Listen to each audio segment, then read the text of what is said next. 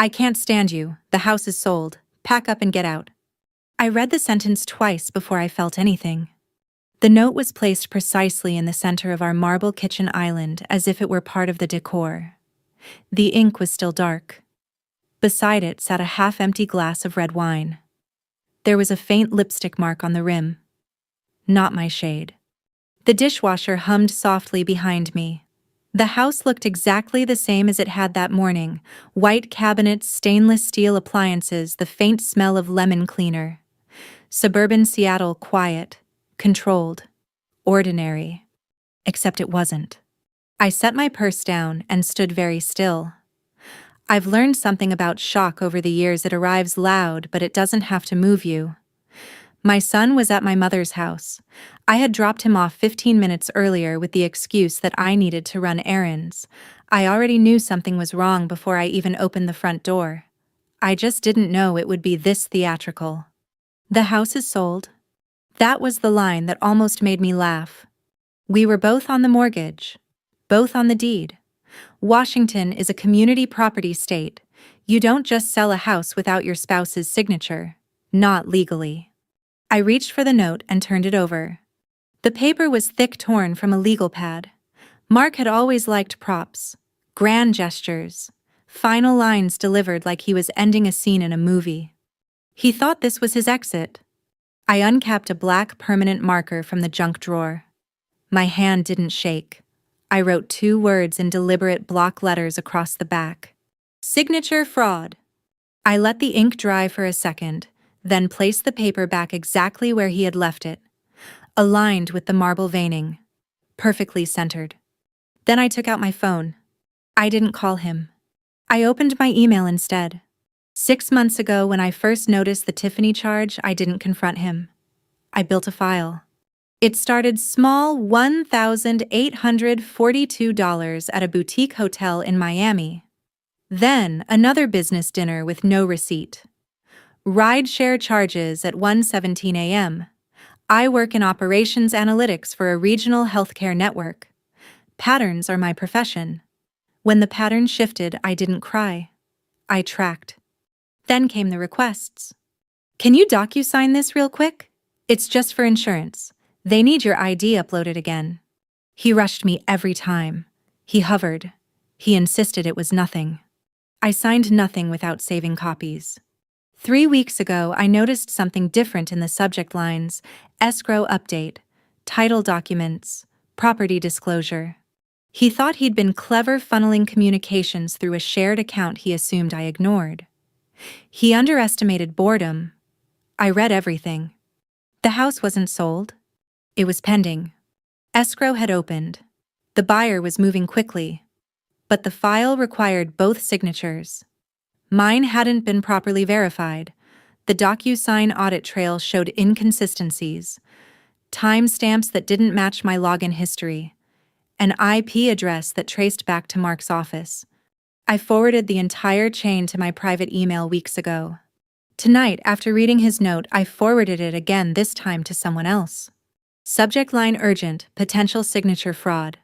Recipient: escrow officer, title company compliance department, CC myself. I attached screenshots of the audit trail and wrote 3 calm sentences explaining that my signature had not been authorized and that I was formally disputing any attempted transfer of marital property. I hit send. Then I called the mortgage servicer and requested a flag on the account due to a legal dispute. The representative asked routine questions. I answered them clearly. I requested confirmation numbers. I wrote them down. After that, I texted my attorney. Need emergency consult. Attempted property sale without consent. Have documentation. She replied within 5 minutes. Come in first thing tomorrow. I looked at the wine glass again. Lipstick, cheap coral pink, not mine. Mark liked control. He liked deciding when something ended. He liked believing that silence meant weakness. My phone vibrated. Mark. I let it ring.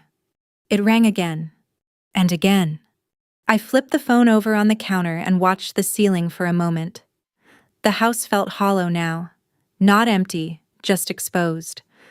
Like the walls were waiting to see who would blink first. Another call. Then another. When the vibration finally stopped, I turned the phone back over. 12 missed calls. I slid it into my purse. He hadn't read it yet. But he would. And when he did, he would understand something very clearly. He hadn't sold the house. He had just sold himself. Mark read the words an hour later. I know because the calls didn't stop at 12. By the time I pulled into my mother's driveway to pick up my son's overnight bag, my phone had climbed to 28 missed calls, all from him. No texts, just calls. That told me everything I needed to know. He had seen it. Signature fraud. He understood exactly what it meant. I didn't call back. Instead, I sat in my car for a minute longer than necessary, engine idling, hands resting lightly on the steering wheel. My mother came to the window with a questioning look. I gave her a small nod to say everything was fine. It wasn't. But she didn't need the details yet. On the drive back to the house, I replayed the last 6 months like I was reviewing security footage. It started with tension about money. Mark's consulting venture. That's what he called it. He'd left a stable management role at a logistics firm to launch something vague and impressive sounding. Strategic growth solutions. It required bridge capital. That was his phrase. Bridge capital. I remember standing at the kitchen sink one evening while he explained it to me like I was the intern. It's temporary, he'd said. Once this lands, we're set. But the bridge kept getting longer. Credit card balances crept up. A HELOC inquiry appeared in our mail. He brushed it off. Just exploring options. I explored too. I created a spreadsheet, quietly. I tagged every charge by category. I flagged the ones that didn't align with his stories. Miami twice. Jewelry once. Dinner receipts that showed 2 entrees and 2 cocktails. Always 2. I didn't confront him. Confrontation would have forced him to adapt. Instead, I watched. 3 weeks ago, when the first escrow notification slipped into the shared inbox, I almost admired the audacity. Subject opening escrow 2718 Crestview Lane. Our address. He hadn't told me the house was listed. There had been no sign in the yard, no staging consultations, no discussions about timing. Our son's school was 3 blocks away. But there it was, a digital paper trail. He must have assumed I ignored those emails the way I ignored his half-hearted, "How was your day?" questions. The DocuSign audit log was what sealed it. When you sign electronically, there's a digital footprint, IP address, timestamp, device type. Mine showed a signature completed at 2:14 p.m. on a Tuesday. At 2:14 p.m. that Tuesday, I was in a conference room at Swedish Medical Center presenting a quarterly operations review. I had the calendar invite to prove it. 23 attendees. Slide deck archived. Badge scan at the hospital entrance. Mark had used my stored signature. He must have thought the system wouldn't check too closely. He didn't understand how compliance departments think. Tonight, after he read those 2 words, he would be replaying that same audit trail in his head. At 36 missed calls, he left a voicemail. "Clara, call me, right now. You're overreacting." Overreacting. I almost smiled. At 41 missed calls, another voicemail. "We can fix this. Don't do anything stupid." Don't do anything stupid. At 49, his tone changed. "Please, just pick up." By the time I parked outside the house, the counter read 52. 52 missed calls. I sat there in the dark for a moment, looking at the glowing number on my screen. 52 attempts to regain control. 52 reminders that he hadn't expected resistance. I stepped inside. The house was silent. No music. No television. The wine glass was gone. The note was still on the counter, but it had been moved slightly, just enough to show it had been handled. On the back, the ink from my marker had bled faintly through the paper. Signature fraud. I imagined the moment he saw it. The split second where arrogance turns into calculation. He knew escrow would freeze the file if a dispute was filed. He knew lenders don't ignore fraud flags. He knew his bridge capital depended on that sale closing cleanly. And he knew I wasn't bluffing. My phone vibrated again. Call number 53. I declined it. Then I opened my laptop. If he wanted to play theatrics, that was his weakness. I preferred documentation. By 9:12 the next morning, the file was frozen. I didn't have to yell. I didn't have to threaten anyone. I simply showed up with timestamps. My attorney's office was on the 12th floor of a glass building overlooking Elliott Bay. Clean lobby, neutral art. The kind of place where people speak in measured tones and everything is documented twice. Mark had left 7 more voicemails overnight. The last one came at 2:03 a.m. Clara, don't escalate this. Escalate. As if I'd started something. I sat across from Diane Keller, mid-50s, precise haircut, no wasted words. I laid out printed emails, DocuSign audit trails, calendar logs proving I wasn't present when I signed, and a copy of the note he left on the counter. She read silently for a full 2 minutes. Then she looked up. He thought you wouldn't check the audit trail. I did. She nodded once. Good. We drafted a formal notice of dispute citing suspected electronic signature fraud under Washington state law and requested immediate hold of escrow pending investigation. Diane attached the evidence and sent it directly to the escrow officer and title company compliance department while I was sitting there. No drama, no threats. Just a time-stamped paper trail. At 9:12 a.m., the escrow officer replied, "Transaction temporarily suspended pending review." Suspended. That word did more damage to Mark's plans than anything I could have said to his face. Diane then prepared an emergency filing requesting a temporary restraining order, preventing transfer or encumbrance of marital property without mutual consent. It was procedural, clean, boring even, but devastating. At 9:37 a.m., my phone lit up again. Mark. I let it ring. Diane glanced at the screen and didn't comment. At 9:41, the lender's fraud prevention department emailed me confirming they had flagged the loan file and initiated internal review. At 9:44, escrow called. I answered this one. The officer's voice was careful, professional. We've received documentation indicating potential irregularities with the electronic signature. We are obligated to suspend closing until the matter is resolved. I understand, I said calmly. I did not authorize any signature. We'll need a written affidavit.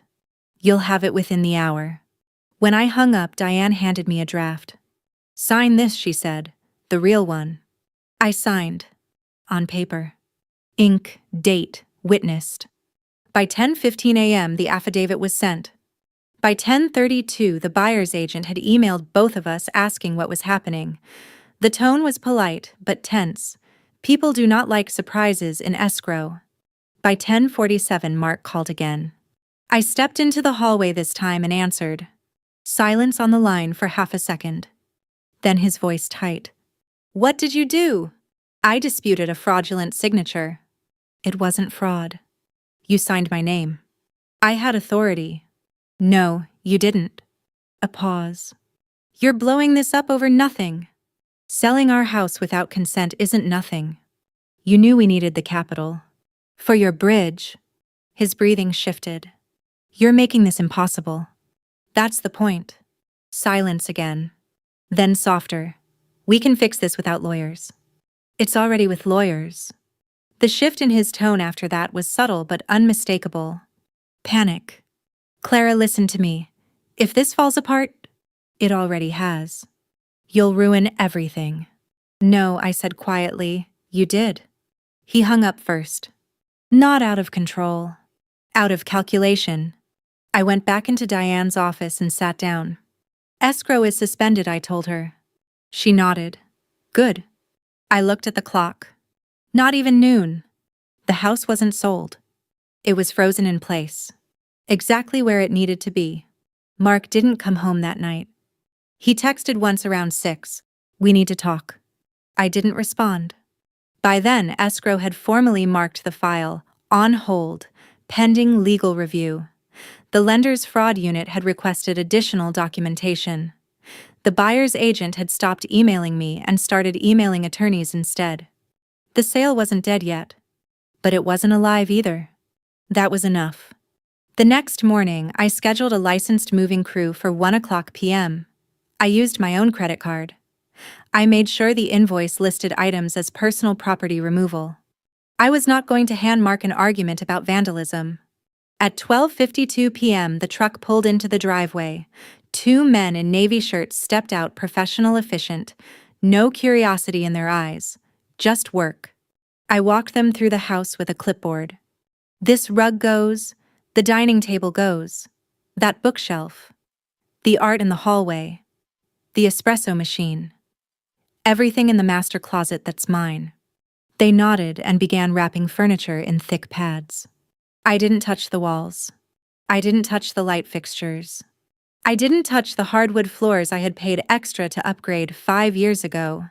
Fixtures stay. Personal property goes. That's the rule. By 1:40, the living room felt larger, emptier. The couch that Mark used to sprawl across during late-night sports broadcasts was gone. The framed family photos I had ordered every Christmas were boxed and labeled. In the kitchen, I emptied cabinets with precision. My cookware, my small appliances, the flatware set my mother gave us as a wedding gift. I left his grill tools, his whiskey decanter. On the counter, the marble gleamed uninterrupted.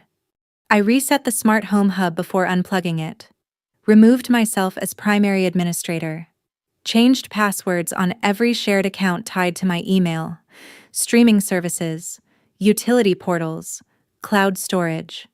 No sabotage. Just boundaries. At 2:18 p.m., a black SUV pulled into the driveway. Mark stepped out before the engine fully stopped. He took in the moving truck first, then the open garage, then the absence. "What is this?" he demanded, walking toward me. "Personal property removal," I said evenly. "You're stripping the house." "I'm taking what I purchased." He moved past me into the living room and stopped. The echo startled him. His voice bounced slightly off bare walls. "You're being dramatic." "I'm being organized." He ran a hand through his hair and let out a sharp breath. "You froze escrow." "Yes." "You called the lender." "Yes." "You could have talked to me." "I did." When you handed me a note and told me to get out." His jaw tightened. "You didn't have to escalate it." "I didn't escalate it. I corrected it." The movers carried the last of my boxes down the driveway. One of them asked quietly, "All set?" "Yes," I said. Mark stepped closer, lowering his voice. "You're going to destroy my company over this." "I'm protecting my legal interest." "You always have to win." I held his gaze. "This isn't about winning." "What is it about?" "Consent." He laughed once, hollow. "You think you're so righteous." "I think I don't like being forged." That landed. He looked away first. The house behind him felt unfamiliar now. Without furniture, without the rhythm of family noise, it resembled a model home waiting for buyers. Except no one was coming. I signed the moving invoice on the hood of my car. The driver handed me a carbon copy. "Where to?" he asked. "Storage unit for now," I said. Not a new house. Not a dramatic escape. Just a step. As the truck pulled away, Mark stood in the driveway staring at the open front door. The marble counter inside was visible from where I stood. The note was still there. He hadn't thrown it away. He hadn't dared. I picked up my overnight bag and slid into my car. "You're overreacting," he called out one last time. I rolled the window down just enough to answer. "No," I said calmly, "I'm responding." Then I drove away. He read it again after the house was empty. I know, because that was when the calls turned desperate. The moving truck had barely pulled into the storage facility when my phone began vibrating again. Not spaced out this time. Rapid. Consecutive. No pauses long enough to breathe. I sat in my car and watched the screen light up. Mark. Mark. Mark. He wasn't calling to argue anymore. He was calling because the illusion had collapsed. When he'd stormed into the house earlier and seen the living room stripped down to bare space, he had still been angry. Angry men believe anger is leverage. But now he was alone in that echoing kitchen staring at the note he'd written. He would have flipped it over again. He would have stared at those 2 words like they were radioactive. Signature fraud. That wasn't a threat. It wasn't an insult. It was a category. It meant lenders. It meant compliance officers.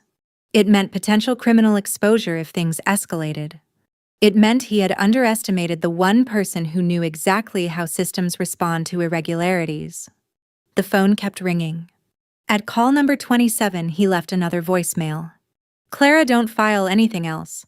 I'll pull the listing. I'll cancel escrow. He couldn't cancel escrow.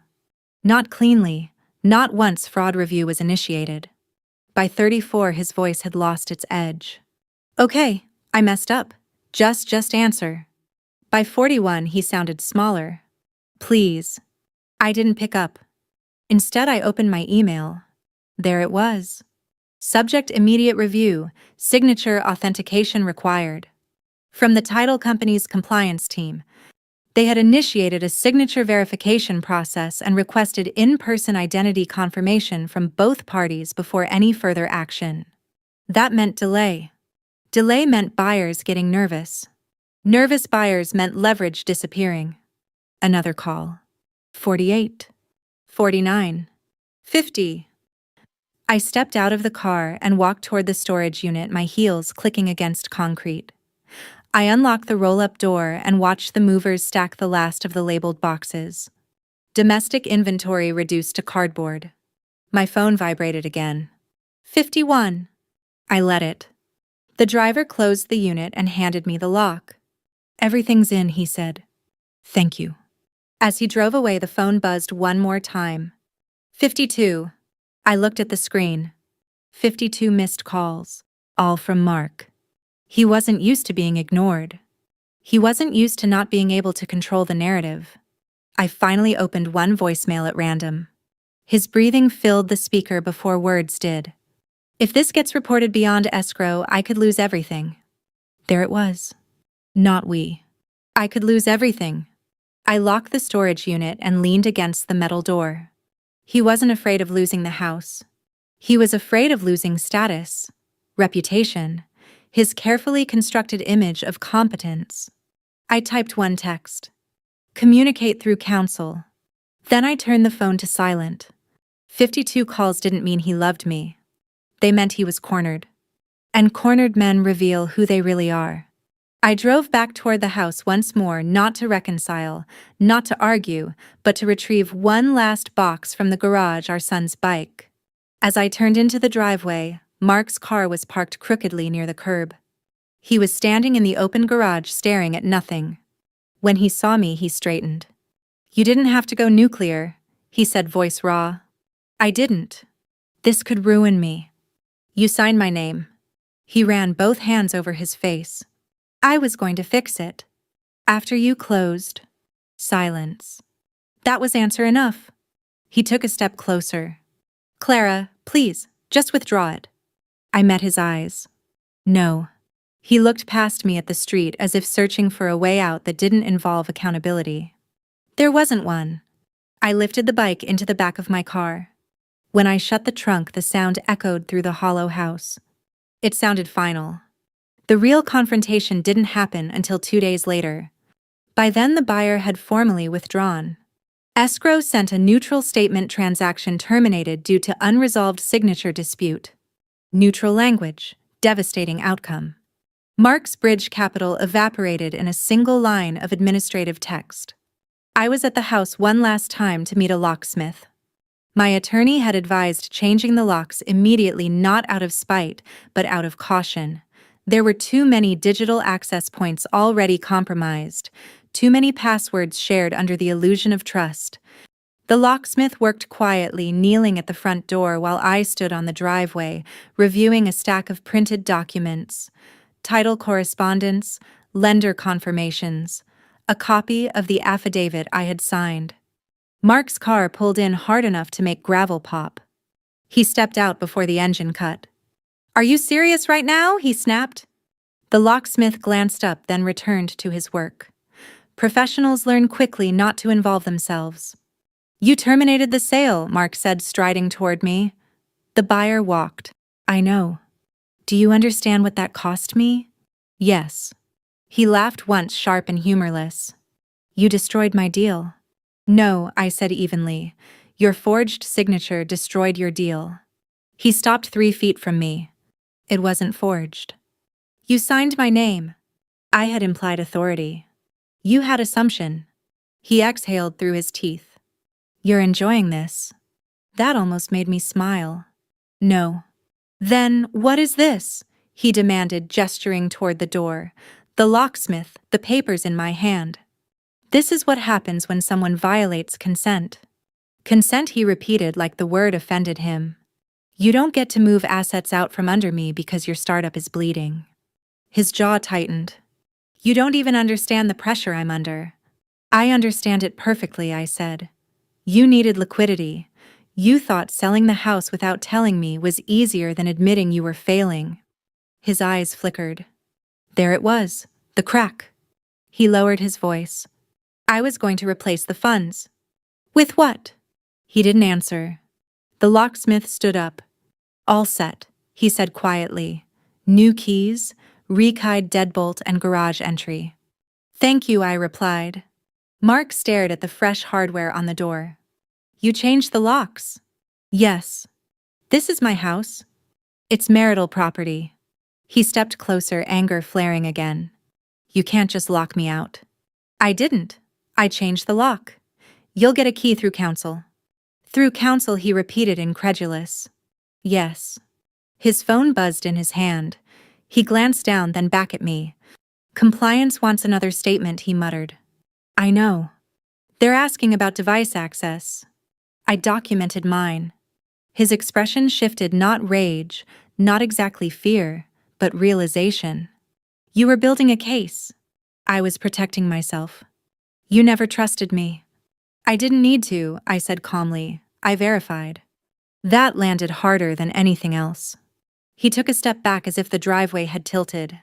For the first time since this started, he looked less like a man in control and more like someone who had miscalculated the room. This could follow me, he said quietly.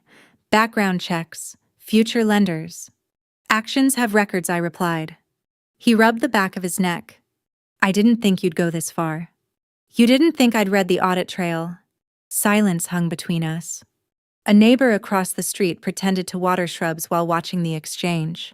Mark glanced at her, then at the locksmith truck pulling away. You've made your point, he said finally.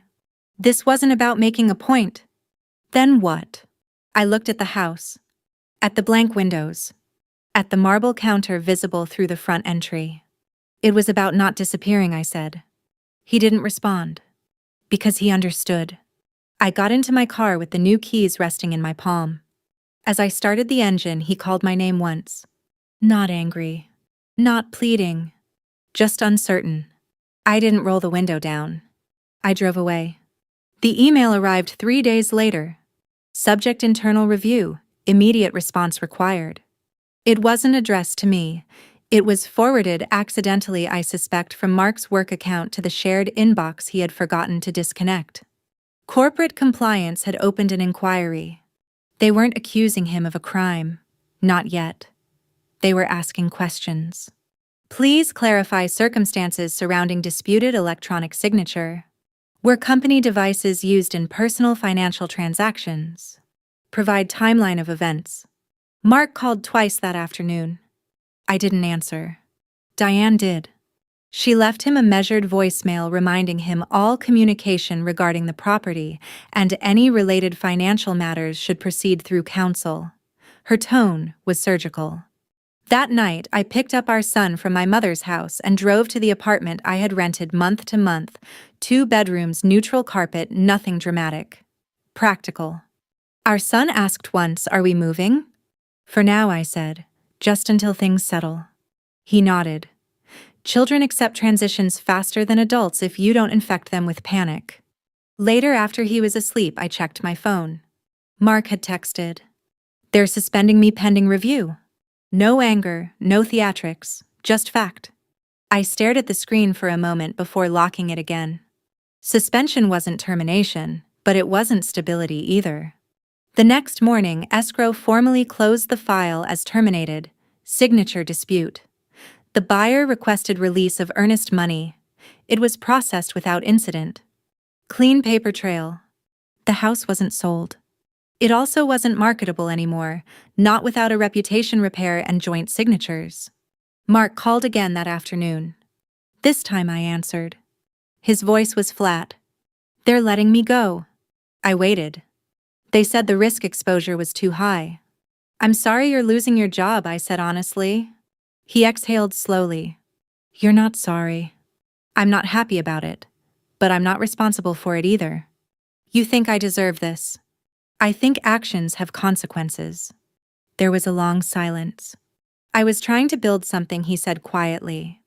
At my expense. At our expense, he corrected weakly. You removed me from the equation. He didn't argue that. I thought if I could close the sale fast enough, I could pay everything back. Before you noticed, he admitted. You thought I wouldn't check. I didn't think you'd turn it into a case file. I didn't want to, I said. You made it one. His breathing grew heavier through the line. The woman in Miami, I said calmly. Was she part of the bridge capital? Another silence. That's not relevant. It is to me. He didn't deny it. That was enough. Clara, he said after a moment, voice stripped of its edge. What happens now? Now we separate finances formally. We list the house properly if that's what we decide. We divide assets transparently. And us. I looked around the small apartment living room. Cardboard boxes still stacked near the wall. A lamp casting soft light. My son's backpack resting against the couch. You wrote the ending when you left the note, I said. I was angry. You were careless. He didn't correct me. I didn't think you'd fight, he admitted. I didn't think I'd have to. That truth settled between us. He sounded smaller now, not defeated, but aware. I never wanted to hurt you, he said. I believe that I replied. But you did. The call ended without resolution. No screaming. No apology. Just acknowledgement. Revenge, I realized, wasn't loud. It was precise. And it didn't require cruelty to be effective. 6 weeks later, the house went back on the market. Properly. Joint signatures, transparent listing, no shortcuts. Mark and I stood on opposite sides of the same conference table at Diane's office to sign the agreement. The air between us was different now. Not warm, not hostile, just measured. He looked thinner, quieter. Unemployed officially, consulting contracts on hold, reputation bruised. The Miami situation had evaporated quickly once the money did. I didn't take everything. That's the part people don't expect. Under Washington law, we could have battled for months over percentages, contributions, reimbursements. We had 10 years of mortgage payments, renovation receipts, credit statements, documented income. Instead, we agreed. We calculated the equity after fees, subtracted the HELOC balance he'd opened without telling me yes, I'd found that too. Subtracted attorney fees related directly to the fraudulent signature incident. What remained was divided evenly. Fair. Cold. Clean. Mark signed without theatrics this time. When we left the building, he paused near the elevator. I never thought it would end like this, he said quietly. Neither did I. I was drowning, he admitted. I didn't know how to tell you. You could have tried honesty. He nodded once. I thought I could fix it before you noticed. I noticed. A faint smile flickered at the corner of his mouth. Not amusement, recognition. You always notice. Yes, I said, I do. The sale closed 30 days later. This time, the escrow officer's email contained no disclaimers, no compliance flags, just confirmation and wire instructions. The funds landed in my account mid-morning. I didn't celebrate. I transferred what needed to be transferred, paid off the storage unit, moved into a modest townhouse closer to my son's school, smaller yard, simpler life, lower maintenance. On the first Sunday, their sunlight poured through the kitchen window onto a plain quartz counter, not marble, No drama, just quiet. My son sat at the small breakfast table assembling a Lego set. I poured coffee into a white mug and leaned against the counter watching him concentrate. "Mom," he said without looking up. "Yeah. Are we okay?" The question wasn't about money. It wasn't about the house. It was about stability. "We're more than okay," I said. He nodded and kept building. Later that afternoon, Mark stopped by to drop off some paperwork related to the final tax documents. He stood on the porch instead of stepping inside. He looked at the townhouse, then at me. "I'm seeing someone about the impulse stuff," he said. "Therapy." "That's good. I didn't think I needed it." "Most people don't." He hesitated. "I'm sorry." The apology wasn't dramatic. It wasn't accompanied by tears or promises. It was simple, and for the first time it felt real. "I know," I said. "We didn't reconcile. Some fractures don't reverse. But we reached something steadier than resentment. Accountability." When he walked back to his car, he paused. "You didn't have to ruin me," he said. "I didn't," I replied gently.